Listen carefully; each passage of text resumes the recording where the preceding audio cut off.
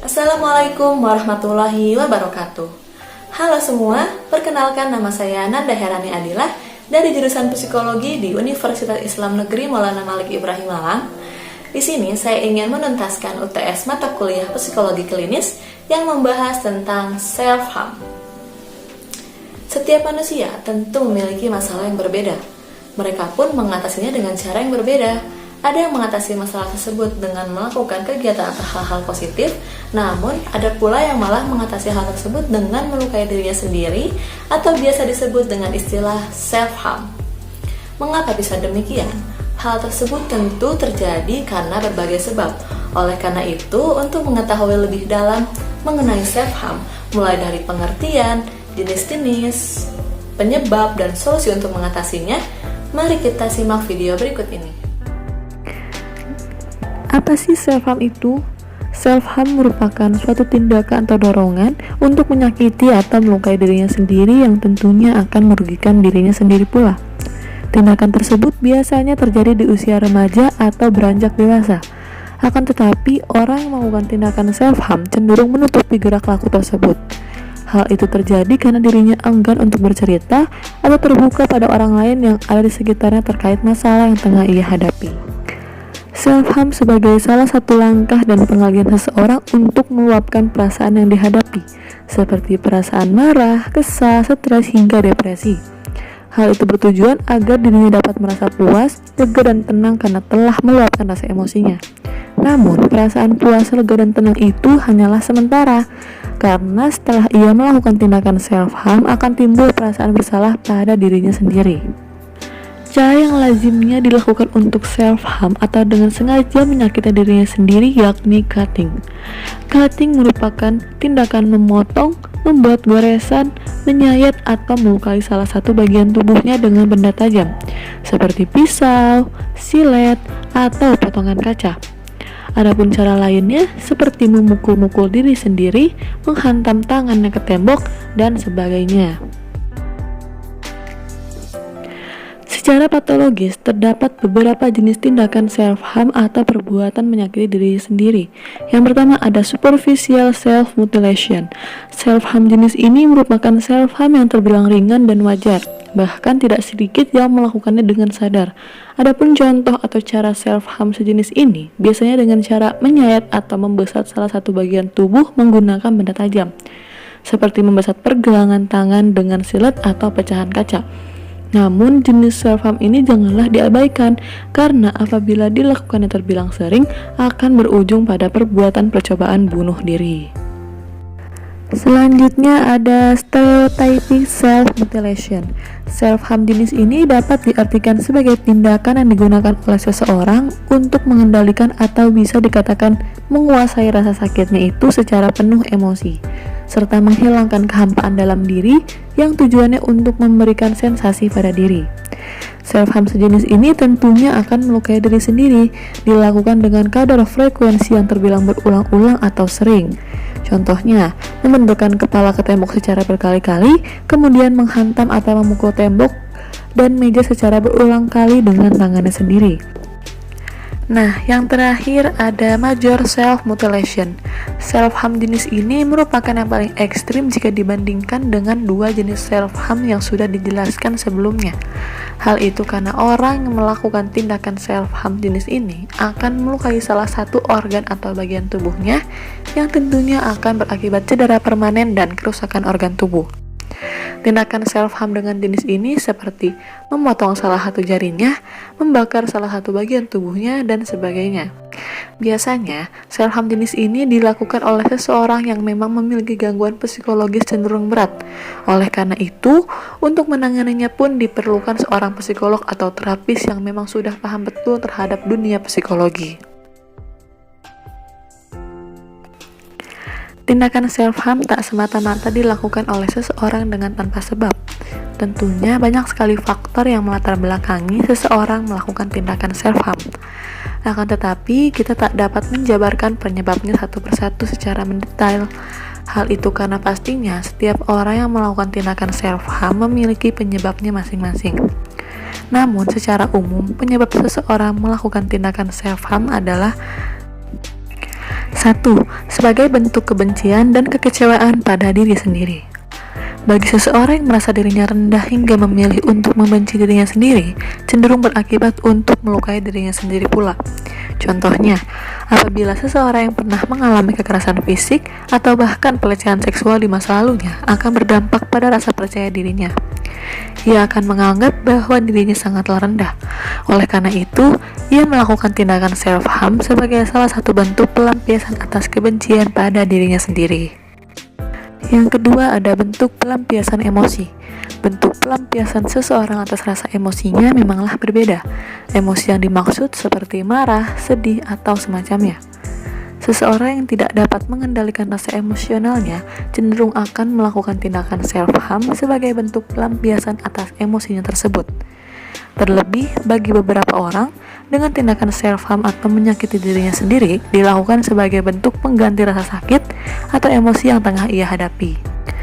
Misalnya, merasakan sedih yang terlebih karena ditinggal oleh orang tuanya sehingga ia menyalahkan dirinya sendiri dan memutuskan untuk menyakiti dirinya sendiri atau self-harm. Hal itu dilakukan oleh seseorang karena ketidakpahamannya untuk mengontrol emosinya, tidak pahamnya dalam mengatasi rasa emosi yang ia rasakan, tidak mengerti bagaimana cara mengekspresikan bentuk emosinya tersebut, hingga akhirnya ia melakukan tindakan self-harm sebagai jalan pintas. Yang ketiga ada stres hingga depresi. Seseorang yang memiliki tingkat stres yang epik atau bisa dikatakan tak dapat ditoleransi lagi mengakibatkan dirinya depresi. Dengan begitu, untuk melepaskan rasa depresinya itu, ia akan melakukan self-harm atau menyakiti dirinya sendiri. Selanjutnya ada lingkungan sosial yang tidak mendukung. Salah satu penyebab seseorang melakukan self-harm bisa jadi karena ia berada di lingkungan yang tidak mendukung. Lingkungan tersebut dapat berupa lingkungan keluarga, teman, sahabat, kerabat, dan sebagainya. Sebagai contoh, apabila ada seseorang yang sedang memiliki masalah pribadi, kemudian ia menceritakan masalahnya tersebut entah pada salah satu anggota keluarganya atau temannya, tetapi mereka cenderung mengabaikan dan menganggap masalah tersebut sangatlah sepele, maka orang yang memiliki masalah tersebut akan menganggap bahwa dirinya sangatlah tidak penting. Sehingga, untuk kedepannya ketika ia memiliki masalah, ia akan memendamnya sendiri hingga mengalami stres yang berkepanjangan. Yang terakhir ada merasakan hampa dalam dirinya. Penyebabnya hampir mirip pada penjelasan di poin sebelumnya.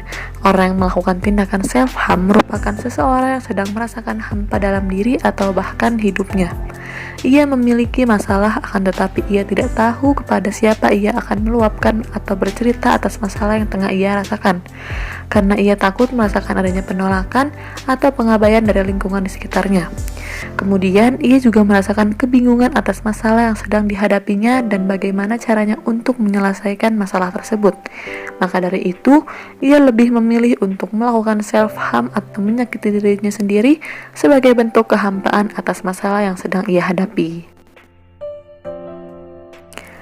Nah, di balik penyebab-penyebab seperti yang sudah dijelaskan pada video sebelumnya, ada pun solusi yang dapat dilakukan untuk membantu orang yang melakukan tindakan self-harm, yakni 1. Mengetahui alasan atau penyebab seseorang melakukan tindakan self-harm. Sebagai langkah awal, mengetahui penyebab atau alasan orang tersebut melakukan tindakan self-harm sangatlah penting.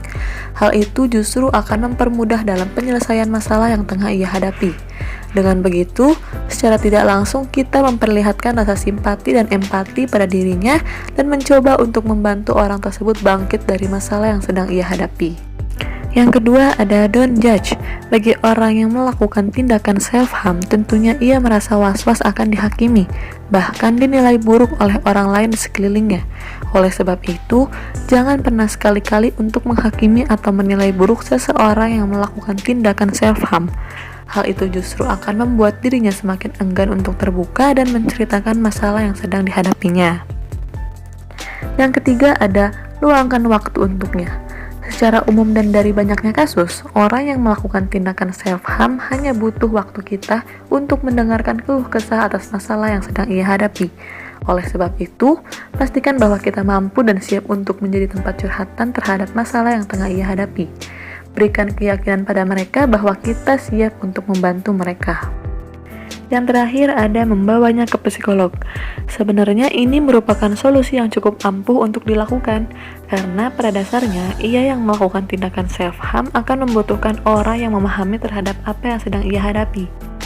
Apabila kita merasa tidak mampu sebagai tempat dirinya bercerita dan mengeluarkan segala keluh kesahnya, alangkah baiknya kita membawa dirinya ke seorang psikolog atau terapis. Jangan sampai kita yang tidak paham akan hal tersebut malah menambahkan masalah pada dirinya. Terlebih bila mana orang yang melakukan tindakan self-harm merupakan orang yang memiliki gangguan psikologis atau mental, kita haruslah segera membawa dirinya ke terapis atau psikolog. Dengan begitu, dirinya akan mendapatkan penanganan yang tepat. Bila mana kita sendiri yang melakukan tindakan self-harm, bagaimanakah solusinya? Untuk solusinya memang tidaklah berbeda jauh dengan cara yang kita lakukan terhadap orang yang melakukan tindakan self-harm. Namun, terkadang hal tersebut sulit dilakukan untuk diri kita sendiri. Hal itu karena memberikan nasihat atau solusi pada orang lain tak semudah memberikan solusi untuk diri kita sendiri. Adapun beberapa solusi atau cara yang dapat kita tangani bila mana kita sendiri yang melakukan tindakan self-harm, yaitu kenali dan pahami kondisi diri. Misalnya, apa yang menjadikan kita untuk melakukan tindakan self-harm? Hal itu bisa disebabkan seperti ada barang-barang atau kesempatan tertentu yang mendukung kita untuk melakukan self-harm. Oleh karena itu, jauhkan benda tajam dari jangkauan kita seperti cutter, silet, atau pisau. Kemudian, jangan memberikan peluang atau kesempatan untuk kita melakukan tindakan self-harm. Dan cobalah untuk melakukan tindakan positif. Cobalah untuk mengalihkan pikiran kita dari tindakan self-harm, seperti melakukan aktivitas positif. Hal itu bisa kita lakukan dengan cara mengembangkan bakat yang kita miliki, seperti di bidang olahraga, kesenian, dan lain sebagainya. Dengan begitu, kita jadi sibuk pada aktivitas positif yang kita lakukan sehingga terhindar dari tindakan self-harm. Nah, selanjutnya ada refreshing diri. Apabila kita merasa malas untuk melakukan aktivitas seperti yang dijelaskan pada poin sebelumnya, cobalah lakukan aktivitas positif lainnya sebagai bagian dari refreshing diri. Hal itu bisa kita lakukan dengan hangout bersama teman, staycation bersama keluarga, wisata kuliner, dan kegiatan penyegaran lainnya. Hal itu karena salah satu penyebab seseorang yang melakukan self-harm adalah bisa jadi orang tersebut merasa stres hingga depresi karena kurangnya refreshing. Maka, lakukanlah kegiatan refreshing agar terhindar dari stres, depresi, bahkan sampai pada tindakan self-harm atau menyakiti diri sendiri. Kemudian, mencoba berbicara pada orang yang sangat dipercaya. Apabila kita mengalami tindakan self-harm, cobalah untuk mencari dan berbicara pada orang yang kita anggap paling dipercaya. Terkadang, kita memanglah membutuhkan seseorang untuk dijadikan tempat keluh kesah. Meskipun begitu, memang tidak mudah untuk menceritakan semua masalah yang kita alami. Akan tetapi, cobalah untuk menceritakan masalah kita secara perlahan. Nah, kemudian cari bantuan.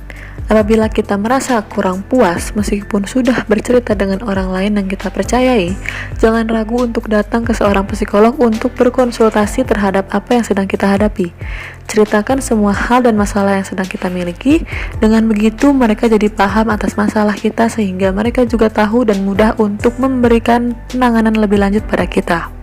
Yang terakhir ada dekatkan diri pada Tuhan Yang Maha Esa. Terkadang seseorang melupakan cara ini. Bahkan tak sedikit dari kita yang belum menyadari bahwa bisa saja salah satu penyebab seseorang melakukan self-harm adalah karena kurang mendekatkan diri pada Tuhan Yang Maha Esa.